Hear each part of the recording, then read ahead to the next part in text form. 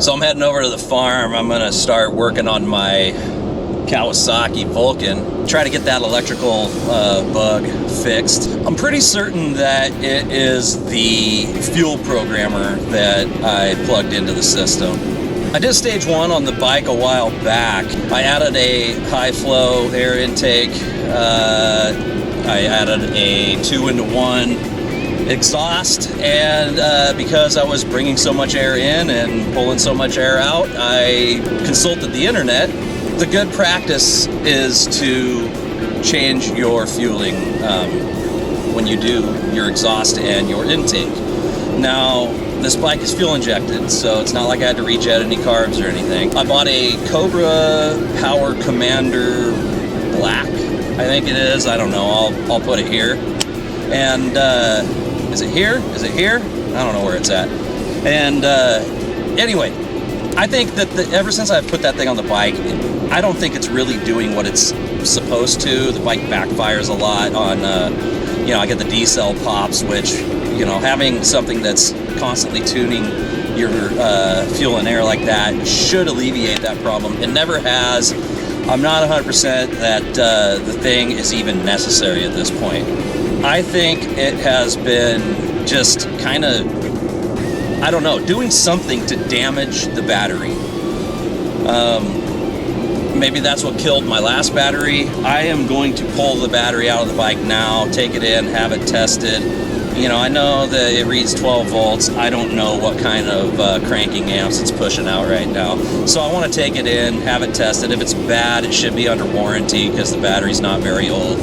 And I'll replace it if I have to. But I am going to pull the fuel programmer chip out of the bike and plug everything back into the stock ECU the way it was before. Then I'm going to ride the bike around like that and see how it feels, and probably just pull the spark plugs after a few hundred miles and read those and see if it looks like it's running too rich or too lean. Again, I'm just kind of troubleshooting and learning this shit as I go, so that's just the first step. So I need to pull the fuel programmer out. I located it underneath the seat, so I have to pull the seat anyways. And then we're going to take the 2 bolts out of the tabs on the tank so that we can loosen up this side of the tank, this back end of the tank, and lift it up enough to get some clearance, get our hands in there to unplug the parts and plug the ECU back in the way it was supposed to be plugged in. So that's what we're going to do now, and yeah, that's where we're starting. A few moments later. Okay, the seat's off. I've got myself a Phillips screwdriver so I can take the leads off of the battery. I'm going to do that first just because it's a good habit to get into, to disconnect your battery before you start working on stuff. I don't do it often. Yeah, I would never do it, do we? I don't. No, I'm really bad at it. And then these are a couple of, it takes a 12 millimeter socket to take these out. And once we do that, I'll lift it up and Eric will be able to reach his hands in there. Eric should be able to reach his hands in there and unplug those wire connectors. I feel like those things were like pliers tight last time. We fucked. They were kind of a motherfucker. They were hard to undo. Or well, we wrestled with them. It was. Let's dig in and see what happens. I guess. Yeah, it was annoying as shit. Is what I recall. We ended up pulled it back off of here a little, right? Yeah, that's Like right. that. We like really. Yeah. You got a lot of room there. I mean, you just rest that right there. Oh, look at all that. Perfect. Perfect. So now it's unplug and replug accordingly. Don't just go. Yeah, I mean, it's kind of. I think it's kind of idiot proof. Well, If 2 idiots can install it, we should be able to take it off. that was the part that was hard. It wasn't the hard piece. It was the. This is the culprit right here. Cobra Powrpro. This thing's kind of a $400 piece of shit. I would not suggest getting it. If you're gonna do something like this with your bike, don't get one of these modules that is made to constantly like compensate while you're riding your bike. I don't think it works very well. In further investigation after I bought this, unfortunately, there's some issues with it. People don't, you know, these aren't a very highly rated product, even though it's from Cobra, who is a reputable brand. And I don't know, like I said, $400 piece of shit. Lesson learned. I'm getting rid of it. I'm gonna run without anything, and if that doesn't work, I'm gonna pull the stock ECU and I'm gonna send it in and have it flashed for the setup that I have and just be done with it. So I pulled first plug.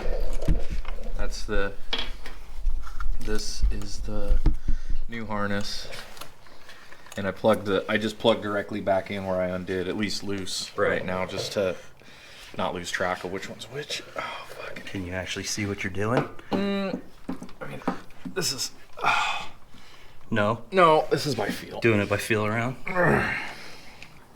For the record, I'm pinching the part on the part you're removing, not the new, or not the stock. Oh, it came off. Yep, it came off.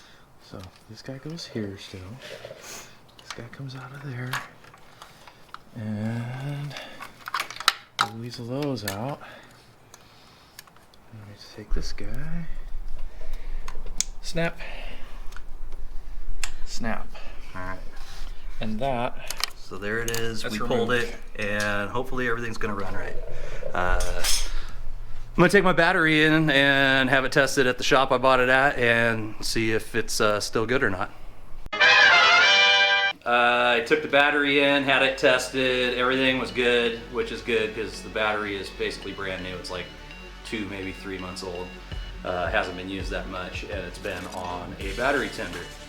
Okay, so this is what we pulled out. This is what I think has been the cause of my problems. This is the Cobra Powrpro Black Fuel Programmer. From what I'm reading on this, it's just not a very good product. I kind of just should have done my homework up front instead of waiting until shit went bad on the bike. We started up the bike. It's, you know, everything sounds just like it did with this on. It's dark and cold outside right now. I'll come get the bike tomorrow and take it for a ride and see how it feels out on the highway. But the battery's nice and strong. Everything's good. Still sounds good.